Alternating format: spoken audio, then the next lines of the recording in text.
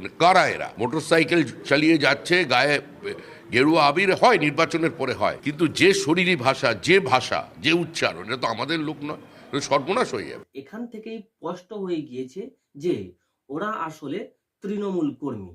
BJP সেজে তৃণমূলের party office দখল করার মধ্য দিয়ে বিজেপিকে বদনাম করার চেষ্টা করছে। তার মানে সমগ্র পশ্চিমবঙ্গে তৃণমূলের ওপর তলার নির্দেশেই এমন কাজ করা হচ্ছে। একপাশে দিদিমণি এটা নিয়ে রাস্তায় নামবেন যে তৃণমূল আক্রান্ত এবং জনগণের আস্থা অর্জন করার চেষ্টা করবেন। আর অন্য পাশে শুভেন্দুবাবুকে দুটি আসনের একটি আসন ছাড়তে হবে, হয় নন্দীগ্রাম না হলে ভবানীপুরের উপনির্বাচনে দিদিমণি ভোটে দাঁড়িয়ে সেখানে থেকে জিতে বিধানসভায় যাবেন এবং আগামী 5 বছরের জন্য বিজেপিকে বদনাম করার জন্য তৃণমূলের কর্মীকে বিজেপি সাজিয়ে এমনই নোংরা কাজ করে যাবেন দিদিমণি। এখানেই চক্রান্তটা পরিষ্কার। বিজেপি জিতেছে, কিন্তু তৃণমূলের দ্বারা দুজন বিজেপি কর্মীকে হত্যা করা হয়েছে।